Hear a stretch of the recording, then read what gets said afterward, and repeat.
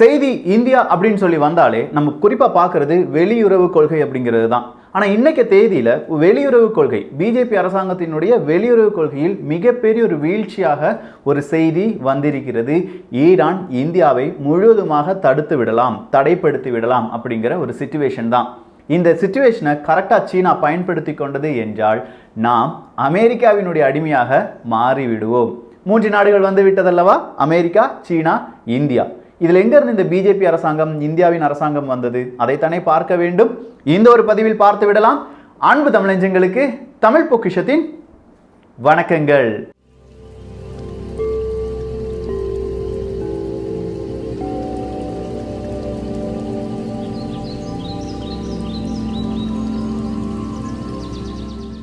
Bro, இந்த வீடியோலாம் பேசுறதுக்கு முன்னாடி இந்த முருகரை பற்றி பேசினாரே, கருப்பர் கூடம், அதை பற்றி ஏதாவது வீடியோ பேசுவீங்களா?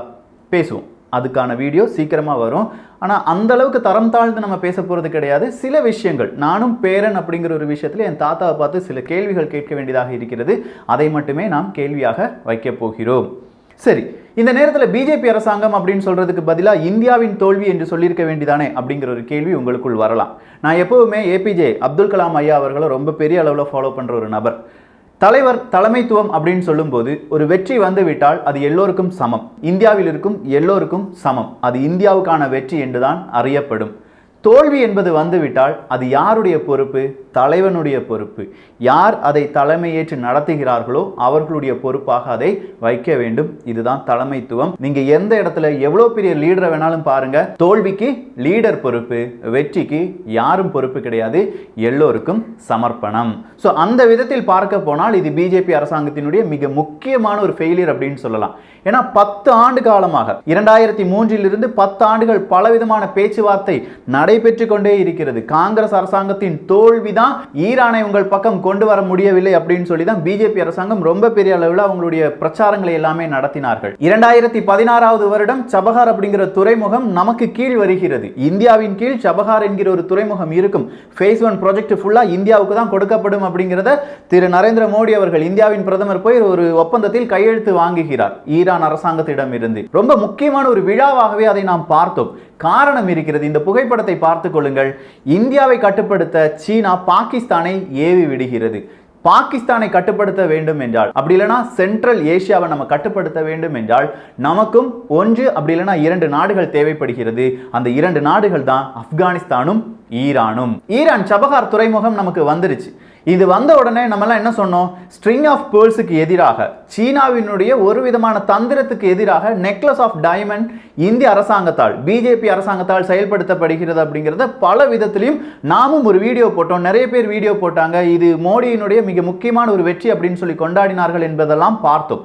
ஆனால் அதே நெக்லஸ் ஆஃப் டைமண்ட்ஸில் தான் இன்னைக்கு ஒரு பெரிய இடி வந்து விழுந்திருக்கிறது.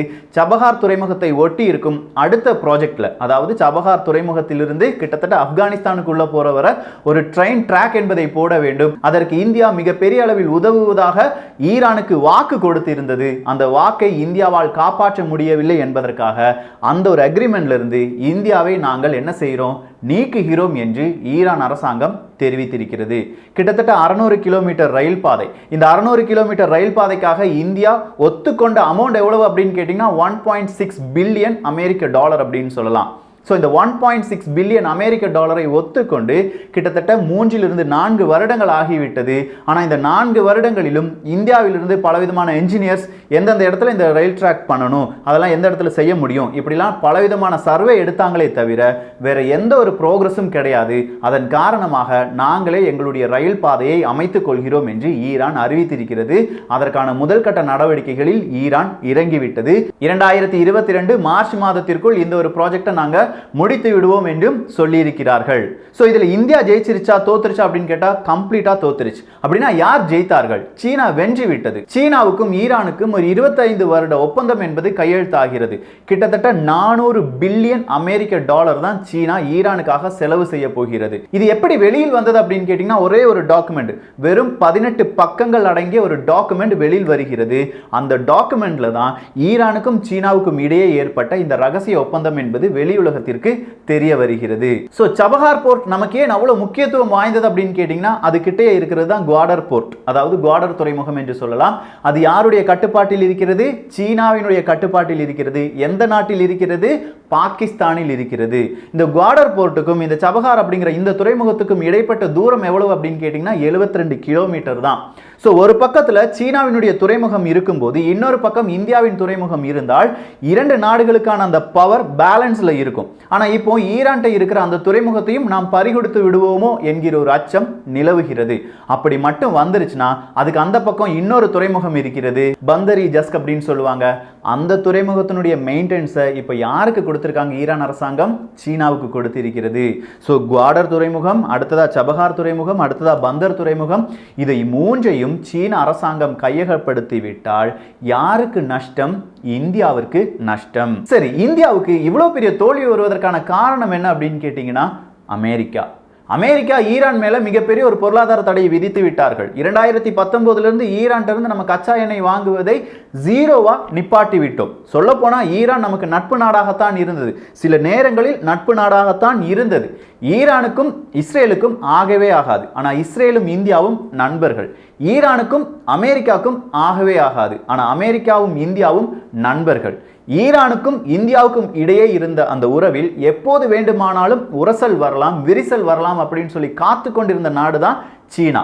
இப்போ சீனாவுக்கும் அமெரிக்காவுக்கும் பெரிய ஒரு பிரச்சனையே நடந்துட்டு இருக்கு. இந்தியாவுக்கும் சீனாவுக்குமான அந்த எல்லை பிரச்சனையில் இன்று 4வது கட்ட பேச்சுவார்த்தை. கண்டிப்பா அது சுலபமாக முடிந்து எல்லா பிரச்சனையுமே இல்லாம ஒரு போர் வராம முடிந்து விடும் என்று நம்பப்படுகிறது. ஆனா சீனாவுக்கும் அமெரிக்காவுக்குமான அந்த பிரச்சனை தொடர்ந்து கொண்டே போகிறது. தென் சீன கடலில் நீ சொந்தம் கொண்டாடும் நிலப்பகுதிகள், கடற்பகுதிகள் எல்லாம் சட்டத்துக்கு விரோதமானது அப்படின்னு சொல்லி நேற்று அமெரிக்கா சீனாவை பார்த்து மிக முக்கியமான அறிவிப்பை கொடுத்திருக்கிறார்கள். தென் சீன கடலில் இருக்கும் நாடுகள் எல்லாமே அமெரிக்காவினுடைய நட்பு நாடுகள். எனவே அந்த நாடுகளுக்காக நாங்கள் எங்க வருவோம்? தென் சீன கடலில் அவர்களுக்காக போட்டி போட வருவோம், சீனாவினுடைய ஆதிக்கத்தை குறைப்போம் அப்படின்னு சொல்லியிருக்காங்க. இந்த சீனான்னு சொல்றோமே, இந்த சீனா நாட்டினுடைய மொத்த அரசியலமைப்பை கட்டுப்படுத்தும் நபர்கள் எத்தனை என்று தெரியுமா? வெறும் 7 நபர்கள். அந்த 7 நபர்கள் என்ன நினைக்கிறார்களோ அதுதான் சீனா முழுவதுமாக நடக்கும். அந்த சீனாவினுடைய கம்யூனிஸ்ட் பார்ட்டி இருக்கு பாருங்க, CCP அப்படிங்கிறது, அது அந்த 7 நபர்களுடைய கட்டுப்பாட்டில் தான் இருக்கும். இந்த 7 நபர்களில் மிக முக்கியமான சில நபர்களை தடை செய்திருக்கிறது அமெரிக்க அரசாங்கம். ஏன் தடை செய்தார்கள்? இது எல்லாமே இந்த 3-4 நாட்களில் நடந்த விஷயங்கள். எதற்காக தடை செய்தார்கள் அப்படின்னு கேட்டீங்கன்னா, உய்குர் அப்படிங்கிற முஸ்லிம்களுக்கு எதிராக, இஸ்லாமியர்களுக்கு எதிராக சீனா மிக கொடூரமான நடவடிக்கைகளில் ஈடுபடுகிறது. அதை தட்டி கேட்க சீனாவினுடைய கம்யூனிஸ்ட் கட்சி முயலவில்லை. எனவே அவர்களுக்கு ஆதரவாக செயல்படும் இந்த தலைவர்களுக்கு அமெரிக்கா தடை விதிக்கிறது அப்படின்னு சொல்லி தடை விதிக்கிறார்கள். 3 உறுப்பினர்கள், அதாவது அந்த 7 நபர்களில் 3 முக்கியமான தலைவர்களுக்கும் அந்த தலைவர்களை சார்ந்த குடும்பத்தினருக்கும் அந்த குடும்பத்தினர் சார்பாக இருக்கும் எல்லா தொழில் நிறுவனங்களுக்கும் தடை என்பது விதிக்கப்படுகிறது. யாருமே அமெரிக்கா பக்கம் வர முடியாது. அமெரிக்கா நட்பு நாடுகளாக இருக்கும் பல நாடுகளுக்கு அவர்கள் செல்ல முடியாது, அவர்கள் கூட பிசினஸ் நடத்த முடியாது. இப்படி எல்லாவித பொருளாதார தடையையும் இந்த சீனாவினுடைய கம்யூனிஸ்ட் கட்சியின் தலைவர்களுக்கு யார் விதித்து விட்டார்கள்? அமெரிக்கர்கள் விதித்து விட்டார்கள். இந்த தடையை சீனர்கள் எப்படி பார்த்தாங்க? அமெரிக்காவை சேர்ந்த பல நபர்களுக்கு நாங்களும் தடை விதிக்கிறோம் அப்படின்னு சொல்லி முக்கியமான சில நபர்களுக்கு சீனாவும் நேற்று தடை விதித்து விட்டார்கள். இப்படி ஒரு பக்கம் தடை விதித்து விட்டார்கள், இன்னொரு பக்கம் தென் சீன கடலில் மிகப்பெரிய ஒரு பிரச்சனை. அடுத்ததா ஈரானுடைய பிரச்சனை.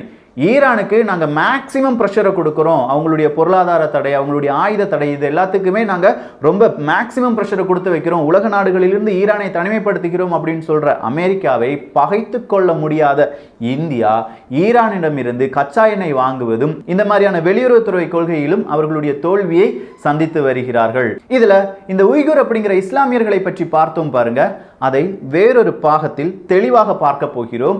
ஏன்னா இந்த உலகத்தில் நடக்க போகிற பிரச்சனை என்ன அப்படின்னு கேட்டிங்கன்னா, இஸ்லாமியர்கள் அவர்களுக்குள்ளேயே மோதிக்கொள்வார்கள். அது 2 பிரிவுகளாக இருக்கட்டும், இல்லாட்டி 2 நாடுகளாக இருக்கட்டும், ஈராக் ஈரான் பிரச்சனையாக இருக்கட்டும், அப்படி இல்லைன்னா இப்போ கடைசியாக நடக்கிற சவுதி அரேபியா லெபனன் பிரச்சனையாக இருக்கட்டும், இது எல்லாமே இஸ்லாமியர்களுக்குள் நடக்கும் பிரச்சனை அப்படின்னு சொல்லலாம். இப்படி 2 நபர்கள் மோதிக்கொண்டு எஞ்சி இருக்கும் இஸ்லாமியர்களை வேறு பல நபர்கள் சேர்ந்து என்ன செய்வாங்க? அடக்க நினைப்பார்கள். இது உலகத்தில் நடக்க போகிற கடைசி யுத்தமாக இருக்கும். அதன் பிறகு இந்த உலகம் இருக்குமா இல்லையா என்பதை அந்த யுத்தத்திற்கு பிறகுதான் நம்மளால சொல்ல முடியும்.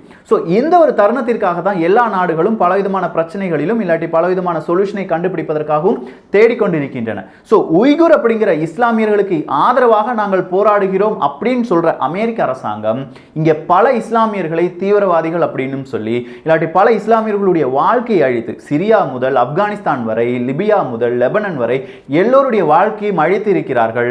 ஸோ இரண்டு நாடுகளுக்கு இடையே இருக்கும் ஒரு போட்டி, சீனா அமெரிக்கா, இந்த இரண்டு நாடுகளுக்கு இடையே இருக்கும் இந்த போட்டியில் இப்போது இந்தியா சிக்கி தவித்து அவர்களுடைய மிக முக்கியமான ஸ்ட்ராட்டஜிக் பாயிண்டான இந்த சபஹார் துறைமுகமும் அதை சுற்றி இருக்கும் இந்த ரயில் பாதை திட்டத்திலிருந்தும் வெளியேற்றப்பட்டிருக்கிறது.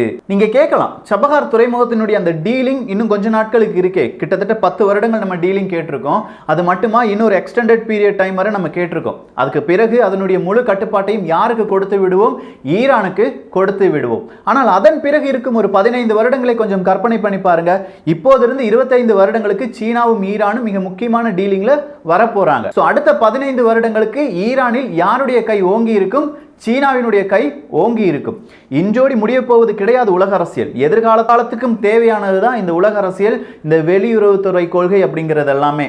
ஸோ இது எல்லாமே ஃபியூச்சருக்காக நம்ம ப்ரிடிக்ட் பண்ண வேண்டியதாக இருக்கும். இந்த ஒரு தருணத்தில் ஈரான் என்கிற ஒரு நாட்டின் நட்பை நாம் இழந்து விடுவது எதிர்காலத்துக்கு நல்லது கிடையாது. ஸோ அடுத்த பதிவில் உய்குர் இன மக்கள் எப்படியெல்லாம் அமெரிக்க அரசாங்கத்தால் அப்படி இல்லைன்னா சீனாவால் ஏமாற்றப்படுகிறார்கள் அதை பார்த்து விடலாம்.